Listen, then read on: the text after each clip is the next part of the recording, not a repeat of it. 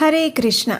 इस पवित्र मार्गशीर्ष मास की कथा श्रृंखला में आप सबका स्वागत है। इस कथा श्रृंखला की पिछली कड़ी में हमने सुना कि पृथ्वी देवी रोते हुए सभी देवताओं के साथ ब्रह्मा जी की शरण में जाती हैं और ब्रह्मा जी उन सभी को लेकर भगवान शिव के पास आते हैं। कैलाश पर पहुंचकर वे सभी भगवान शिव की स्तुति करते हैं और फिर भगवान शिव की आज्ञा से सभी देवतागण भगवान शिव, ब्रह्मा जी और धर्मदेव भगवान श्री हरि के वैकुंठ धाम में जाते हैं। वहां जाकर वे पृथ्वी देवी की करुण पुकार सुनाते हैं और उनकी इस पीड़ा को दूर करने के लिए भगवान नारायण उन सभी को गोलोक वृंदावन में जाने की सलाह देते हैं। और उसके बाद ऋषि नारायण देवर्षि नारद मुनि को गोलोक वृंदावन की सुंदरता और अद्भुत सौंदर्य की महिमा गान करते हुए कहते हैं। तो चलिए आज इसी कड़ी को आगे बढ़ाते हुए आज के अध्याय को आरंभ करते हैं। भगवान श्री कृष्ण के पवित्र गोलोक धाम का दर्शन करते हुए वे सभी देवतागण बड़ी प्रसन्नता के साथ जब थोड़ी दूर आगे गए तो उन्होंने वहां सुंदर अक्षय वट देखा। उस वृक्ष का विस्तार 5 योजन और ऊंचाई 10 योजन है। उस वृक्ष के नीचे बहुत सारे गोप शिशु दृष्टिगोचर हो रहे थे। उन सबके भी स्वरूप श्री कृष्ण जैसे थे। उन सभी ने पीत वस्त्र धारण किए हुए थे और वे सभी खेल कूद में लगे हुए थे। देवेश्वरों ने उनके भी दर्शन किए और फिर वहां से आगे गए तो उन्होंने एक सुंदर महान राजमार्ग देखा जिसके दोनों ओर लाल मणियों से अद्भुत रचना की गई थी। उस मार्ग पर रत्नमय विश्राम मंडप बने थे। वहाँ पर चंदन, अगरू, कस्तूरी और कुमकुम से जल का छिड़काव किया गया था। पल्लव, लाजा, फल, पुष्प, दुर्वा और सूक्ष्म सूत्र में गूंथे हुए चंदन पल्लवों की शोभा बढ़ा रहे थे। खेल कूद में व्यस्त अनेक गोपिकाएं उस मार्ग को घेरे हुए थी। बहुत सारे द्वारपाल उन प्रदेशों की रक्षा कर रहे थे। उनके चारों ओर खाइयां थी और लाल रंग के परकोटों से घिरे हुए थे। इस सुंदर मनोरम प्रदेशों का दर्शन करके वे देवतागण आगे गए और उसी क्षण उन्होंने रासेश्वरी श्रीमती राधा रानी का आश्रम देखा। हे नारद, देवताओं की आदि देवी गोप शिरोमणि श्री राधिका का वो निवास स्थान अत्यंत सुंदर बनाया गया था। वो गोलाकार में बना हुआ था और उसका विस्तार 12 कोस का था। उसमें 100 मंदिर बने हुए थे। वो अद्भुत आश्रम दिव्य रत्नों के तेज से जगमगा रहा था। बहुमूल्य रत्नों के सार समूह से उसकी रचना हुई थी। कल्प वृक्ष उस आश्रम को चारों ओर घेरे हुए थे और उसके अंदर सैकड़ों पुष्प उद्यान शोभा पा रहे थे।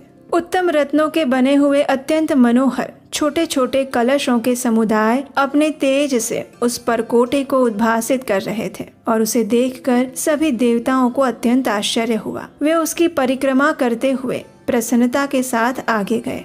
उसके बाद उन्होंने गोपों और गोपिकाओं के उत्तम आश्रम देखे। उनकी संख्या 100 करोड़ थी। इस प्रकार सभी ओर गोप गोपिकाओं के संपूर्ण आश्रमों को और अन्य नए नए रमणीय स्थलों को देखते हुए सभी देवतागण गोलोक का निरीक्षण करने लगे। श्री राधिका की आज्ञा का अनुसरण करके परमेश्वर श्री कृष्ण की इच्छा से उसका निर्माण हुआ था। वो केवल मंगल का धाम है और सहस्त्रों सरोवरों से सुशोभित है। उसके बाद देवताओं ने अत्यंत मनोहर नृत्य और सुंदर ताल से युक्त रमणीय संगीत देखा जहाँ श्री राधा कृष्ण के गुणों का अनुवाद हो रहा था। उस अमृत तुल्य गीत को सुनकर वे सभी देवता मूर्छित हो गए और क्षण भर में चेतना पाकर मन ही मन श्री कृष्ण का चिंतन करते हुए स्थान स्थान पर अन्य आश्चर्यमय और मनोहर दृश्य देखते रहे। कुछ गोपिकाएं हाथों से मृदंग बजा रही थी तो कोई हाथों से वीणा वादन कर रही थी। किन्हीं के हाथ में चंवर थे तो किन्हीं के पास करताल, किसी के हाथों में यंत्र वाद्य थे तो कितनी ही गोपिकाएं रत्नमय नुपुरों की झनकार फैला रही थी और जो भांति भांति के नृत्य का प्रदर्शन कर रही थी। कुछ दूर आगे जाने पर उन सभी देवताओं ने और भी अनेक आश्रम देखे जो राधा रानी की प्रधान सखियों के आवास स्थान थे।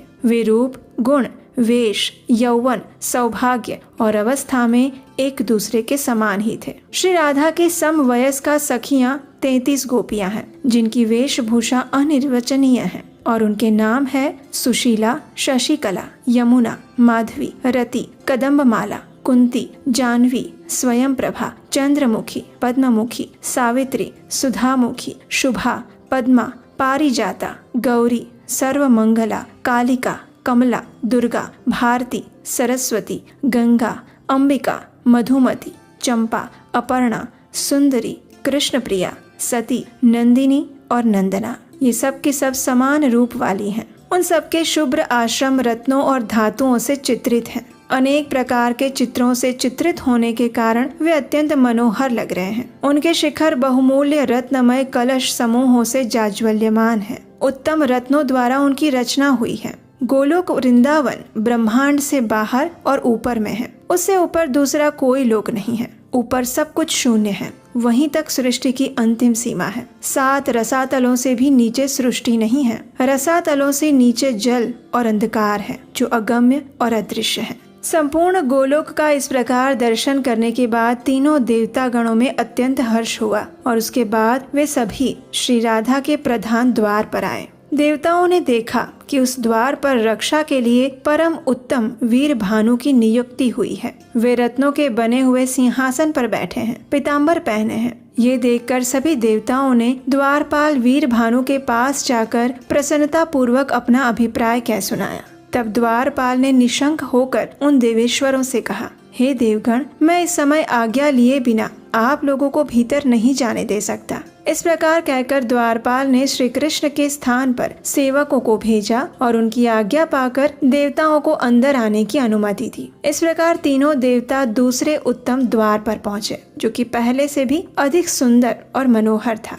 उस द्वार पर नियुक्त हुए चंद्रभानु नामक द्वारपाल दिखाई दिए। वे किशोर अवस्था के थे। उनके शरीर की कांति सुंदर और श्याम थी। 5 लाख गोपों का समूह उनकी शोभा बढ़ा रहे थे। उनसे बात करके सभी देवतागण तीसरे उत्तम द्वार पर गए, जो कि दूसरे से भी अधिक सुंदर और मणियों के तेज से प्रकाशित था। वहाँ द्वार की रक्षा में नियुक्त सूर्य भानु नामक द्वारपाल दिखाई दिए, जो कि मुरलीधारी, किशोर, श्याम और सुंदर थे। रत्न कुंडलधारी सूर्य भानु श्रीमती राधा और श्री कृष्ण के परम प्रिय और श्रेष्ठ सेवक थे। वो 9 लाख गोपों से घिरे रहते थे। उनसे पूछकर देवतागण चौथे द्वार पर गए और उन सभी द्वारों से विलक्षण, रमणीय और मणियों की दिव्य दीप्ति से उजागर था। उस द्वार की मनोहरता और बढ़ गई थी। उसकी रक्षा के लिए व्रजराज वसुभानु नियुक्त थे।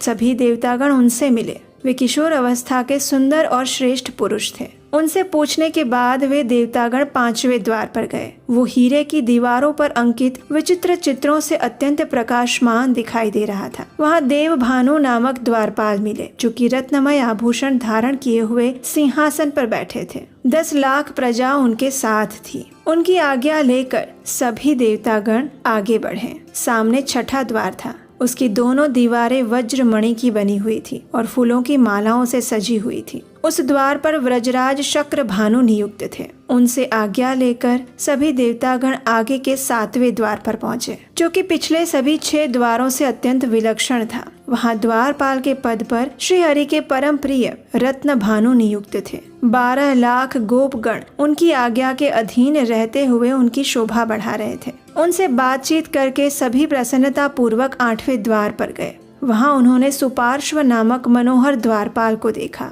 वे रत्नमय दंड धारण किए हुए थे और उनकी अनुमति लेकर सभी देवतागण शीघ्र ही 9वें अभीष्ट द्वार पर गए। वो द्वार अपूर्व चित्रों से सुसज्जित और मालाओं की जाली से विभूषित था। वहाँ सुबल नामक द्वारपाल दृष्टिगोचर हो रहे थे। उनके साथ 12 लाख व्रजवासी थे। दंडधारी सुबल से पूछने के बाद देवताओं ने तुरंत दूसरे द्वार को प्रस्थान किया और वो 10वें द्वार को देखकर देवताओं को आश्चर्य हुआ। वहाँ सब कुछ अनिर्वचनीय, अदृष्ट और अश्रुत था। ऐसा दृश्य उन्होंने कभी पहले नहीं देखा था। वहाँ सुंदर सुदामा नामक गोप द्वारपाल के पद पर सुशोभित थे। उनके साथ 20 लाख गोपों का समुदाय था। दंडधारी सुदामा का दर्शन करके सभी देवतागण दूसरे आने वाले द्वार पर गए। वो 11वां द्वार था। सुंदर चित्रों से अंकित था और वहाँ के द्वारपाल व्रजराज श्रीदामा थे, जिन्हें राधिका जी अपने पुत्र के समान मानती थी। वे पीताम्बर से विभूषित थे। उनका रूप अत्यंत मनोहर था। करोड़ों गोपों से घिरे होने के कारण राजाधिराज से भी अधिक उनकी शोभा थी। उनकी अनुमति लेकर सभी देवता लोग प्रसन्नता पूर्वक 12वें द्वार पर आए। वो विचित्र द्वार सबके लिए दुर्लभ, अदृश्य और अश्रुत था। वज्रमयी भीतों पर अंकित चित्रों के कारण उस द्वार की सुंदरता और मनोहरता बढ़ रही थी और देवताओं ने देखा कि उस 12वें द्वार की रक्षा में सुंदरी गोपांगनाएं नियुक्त थीं। उनके सारे अंग स्निग्ध मालती की मालाओं से अलंकृत थे। वे अत्यंत स्वरूपवान, यौवन से संपन्न और रत्न आभूषण से विशोभित थी। वह 100 कोटि गोपियों में एक श्रेष्ठ गोपी थी जो श्री हरि को भी परम प्रिय थी। उन करोड़ों गोपिकाओं को देखकर देवताओं को आश्चर्य हुआ। उन सभी गोपियों से अनुमति लेकर वे देवतागण आगे के द्वार पर गए। इस प्रकार क्रमशः 3 द्वारों पर उन्होंने देखा श्रेष्ठ और अत्यंत मनोहर गोपांगनाएं उनकी रक्षा कर रही थी। वे सब की सब सौभाग्य में बढ़ी चढ़ी और श्री राधिका की प्रिया थी। इस प्रकार वे तीनों द्वार स्वप्नकालीन अनुभव के समान लग रहा था। उन सबको देखकर और उन गोपांगनाओं से बातचीत करके आश्चर्यचकित होकर वे तीनों देवेश्वर 16वें मनोहर द्वार पर पहुँचे, जो कि श्री राधिका का अंतःपुर का द्वार था। वो सभी द्वारों में प्रधान और मात्र गोपांगना गणों द्वारा ही रक्षणीय था। श्री राधा की जो 33 समवयस्का सखियां थी, वे ही इस द्वार का संरक्षण कर रही थी। उन सब की वेशभूषा अत्यंत सुंदर थी। श्री राधिका के उस परम आश्चर्यमय अंतःपुर का दर्शन करने के बाद सभी देवताओं के मन में श्री कृष्ण चरणार विंद की दर्शन करने की जिज्ञासा हुई। उन्होंने सखियों से पूछकर शीघ्र ही द्वार के अंदर प्रवेश किया। उनके शरीर में रोमांच हो आया। भक्ति के उद्रेक के कारण उनकी आंखें भर आई। उनके मुख और कंधे कुछ कुछ झुक गए। अब सभी देवताओं ने श्री राधिका के उस श्रेष्ठ अंतःपुर को अत्यंत निकट से देखा। सभी मंदिरों के मध्य भाग में एक मनोहर चतुशाला थी। फूलों की सुगंध से सुवासित वायु स्थान को सभी ओर से सौरभ पूर्ण बना रही थी। वह अत्यंत सुंदर रत्नमयी शैया बिछी थी, जिस पर सुंदर और कोमल वस्त्रों का बिछावन था। हे नारद, करोड़ों रत्नमय कलश और रत्न निर्मित पात्र वहाँ सजाकर रखे गए थे। नाना प्रकार के वाद्यों की मधुर ध्वनि गूंज रही थी। वीणा आदि के सुमधुर संगीत सुनाई दे रहा था।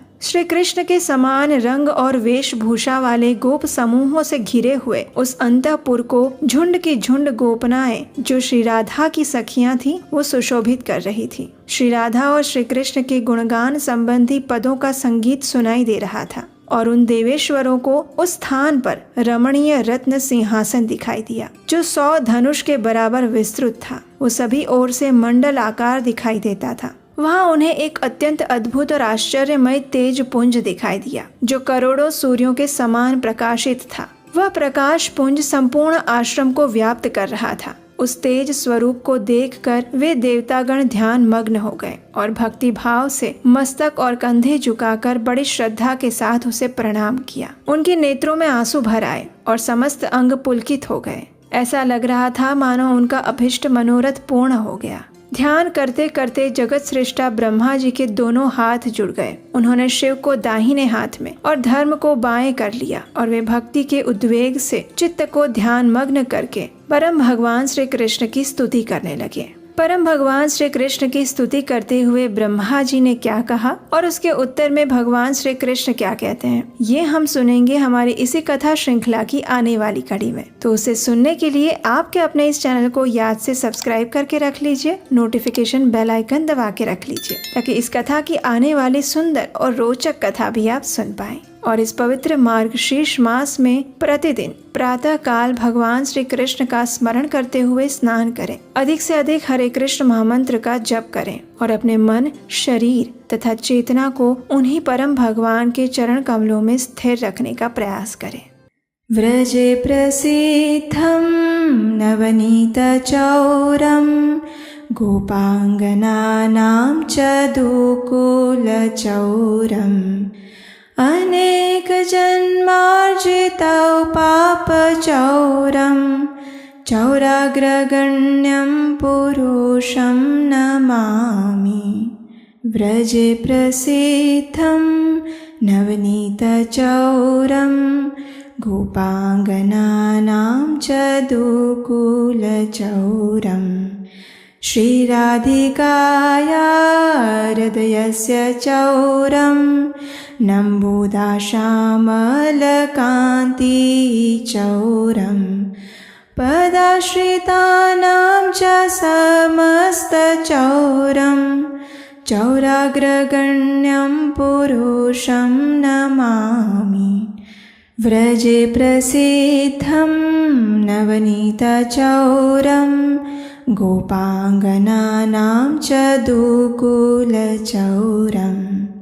अकिञ्चनीकृत्य पदाश्रितं यः करोति भिक्षुं पथिगेहहीनम् केनाप्यहो भीषणचौर इद्रे दृष्टश्रुतो वा न जगत्त्रयेऽपि यदीयनामपि हरति शेषं गिरिप्रसारानपि पापराशिन् आश्चर्यरूपो ननु चौर इद्रे दृष्टश्रुतो वा न मया कदापि अकिञ्चनीकृत्य पदाश्रितं यः करोति भिक्षुं पथिगेहहीनम् केनाप्यहो भीषणचौर इद्रे दृष्टश्रुतो वा न जगत्त्रयेऽपि यदीयनामपि हरति शेषं गिरिप्रसारानपि पापराशिन् आश्चर्यरूपो ननु चौर इद्रे दृष्टश्रुतो वा न मया कदापि व्रजे प्रसिद्धं नवनीतचौरं गोपाङ्गनानां च दुकूलचौरम् धनं च मानं च तथेन्द्रियाणि प्राणांश्च हृत्वा मम सर्वमेव पलायसे कुत्र धृतोऽध्यचौर त्वं भक्तिदाम्नासि भयानिरुद्धः छिनत्सि घोरं यमपाशबन्धं भिनत्सि भीमं भवपाशबन्धं छिनत्सि सर्वस्य समस्तबन्धं नैवात्मनो भक्तकृतं तु बन्धम् व्रजे प्रसिद्धं नवनीतचौरं गोपाङ्गनानां च दुकूलचौरम्